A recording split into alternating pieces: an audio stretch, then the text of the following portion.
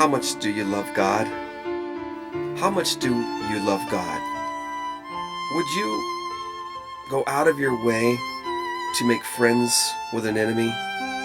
Would you study something in particular that God wants you to learn if it's going to help reach lost souls? Would you give up your favorite TV program if He told you to? Would you give up a friendship that God's told you that's corrupting your spirit? Would you give up certain foods if God revealed that it's hurting your body, for you in particular, that's hurting your body? Would you give up your favorite hobby for the Lord? How about this? Would you give up your favorite holiday practice, such as Christmas? Would you give up that for the Lord if you found out that God's leading you to understand that it's a worldwide practice, pagan practice, that comes all the way down from Babylon, brought into the church through Roman Catholicism? Would you be willing to give up those things? God is testing each and every one of us to find out what it is in our hearts that we're hanging on to. We've got to be willing to give up anything and everything for Him. That's what Jesus means when He says, if you love this world more than me, you're not worthy. If you love your mother, your father more than me, you're not worthy. He even goes to say in one of the Gospels, if you don't hate them, you're not worthy of me. And what He means by that, in simple form, is that if we're hanging on to something that's more important than what God is trying to teach us, it may not be that you have to give up your fancy car. It may not be that you have to give up cupcakes. It may not be that you have to do certain things, but God's going to test us anyway. God wants to know if that favorite suit or dress or that favorite hobby or video game or that favorite practice that you have is so important that you're not willing to let it go. God is looking for a willing, obedient, submissive person. That's faithfulness. That's believing whatever He says we'll do. He may tell somebody to do something over here and tell somebody else to do something over there, and they're different things, but that's what that person needs to challenge themselves with, to obey God with. Some of you are hanging on to things in your life that are not sins for others, but it's a sin to you. For instance, being addicted to smoking cigarettes, being addicted to alcohol, being addicted to TV, being addicted to food, being addicted, codependent on relationships. These are addictive, compulsive, obsessive disorders that are sinful to the soul. God does not want anything in the way of a relationship with Him. Can you drink alcohol? Sure. Can you eat sweets? Sure. Can you play video games? Probably so, yeah. Can you smoke a cigarette once a week? I don't see a problem with it. I think it's nasty. The problem is, are we addicted? Are we a slave to these things? And Christmas is one of those things that we can be a slave to. A slave to the traditions and our feelings and our affinity and passion for it. And we disregard what we're being taught, and we don't want to believe what we're being taught about Christmas because we love this world and these things so much that we don't want to believe that smoking cigarettes is a sin. We don't want to believe that we have a drinking problem. We don't want to believe that we need to quit masturbating and lusting with the eyes. We don't want to believe it, so we ignore the instructions of God and we go on about our own way. And we should fear that our hearts are being hardened and that we're falling away, pretending to be Christ-like, creating our own traditions and our own religion, patting ourselves on the back, comforting ourselves in our own decisions to be stubborn and falling from the truth and end up being judged in that matter according to God's righteousness on Judgment Day. So this is about Christmas right here, this video, another one, and we love you. We're just warning you. We're not throwing stones at anybody. What we're trying to do is increase the knowledge of God in your life, Increase the passion for the kingdom. Increase your desire for righteousness and understanding of God's ways.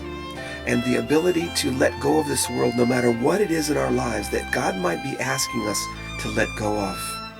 For His glory, for a better relationship with Him, for an increased reward, and also for salvation, because we're saved by faith. We're saved by believing in God. We've got to show God something that we believe what He says.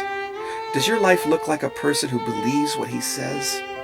Or does it look like a person who says they believe in God, but does what He wants? Examine your life. Christmas is a sore issue for people. And I understand why. It's so ingrained and interwoven into our society and into our families and our upbringings, into our souls and our thinking patterns. Our emotions are attached to it, and it's very difficult to let some things go. But I see people all the time letting go of their favorite things for Jesus because they love Him more. Letting go of cigarettes, letting go of addictions, letting go of TV and habits and obsessions, letting go, getting out of those relationships, putting pornography down, pornography and masturbating, getting out of adultery, all the sin that has us entangled, just letting it go and being set free. Set free. Christians are supposed to be set free from this world. I'm learning about that in my life now. What being set free is all about. So Christmas is a sore issue. I hope you enjoyed this video. We'll talk to you soon. God bless you. Peace. I love Christmas. It's my favorite time of the year. It's the very first lie we learn from our parents. The very first lie. How sweet. Lying to the children. The very first lie. How sweet. They lie like their father, the father of lies, telling them it's all about Jesus. And they don't even know, or they don't even care what it's really all about. Do you want to know? Do you even care what this Christmas tree is all about? Listen, my children. Hear what the Lord is saying to you today. Do not act like other nations.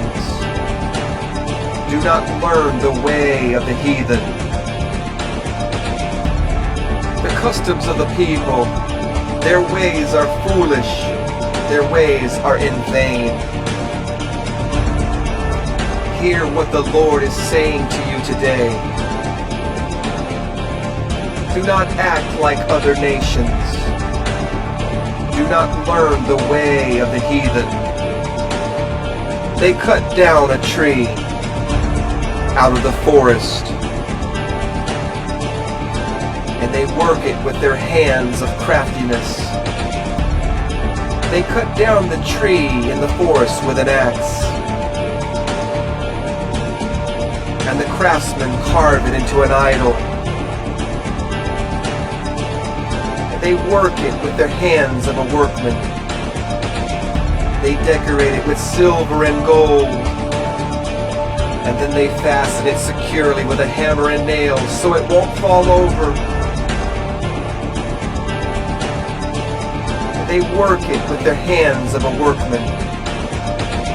They decorate it with silver and gold. They decorate it with silver and gold.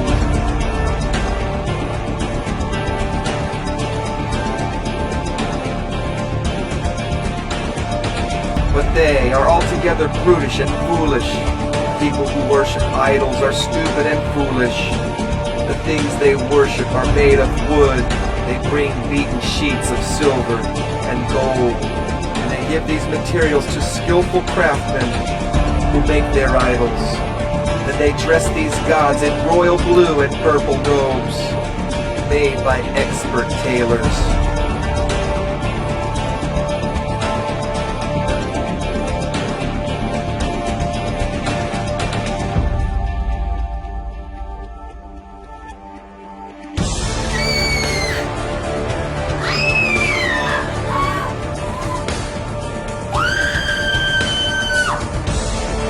The Lord is the only true God. He is the living God and the everlasting King. Say this to those who worship other gods. Your so-called gods, who did not make the heavens and the earth, will vanish from the earth and from under the heavens. Your so-called gods. But the Lord made the earth in His power, and He preserved it by His wisdom. With His own understanding He stretched out the heavens. When He speaks in the thunder, the heavens roar with rain. He causes the clouds to rise over the earth. He sends the lightning with the rain and releases the wind from the storehouses.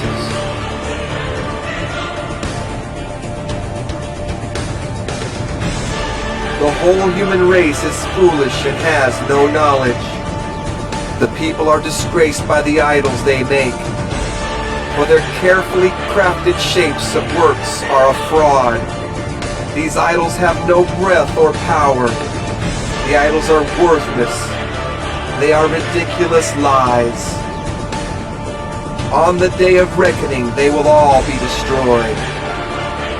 But the God of Israel, the God of the people of faith, there is no idol in them. For they worship the Creator of everything.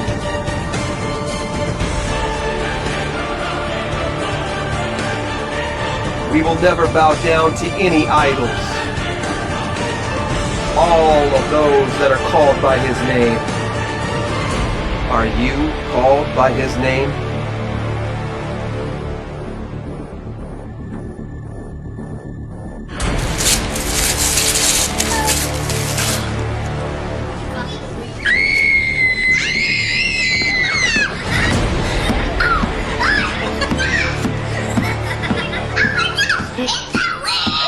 It's fire for your whole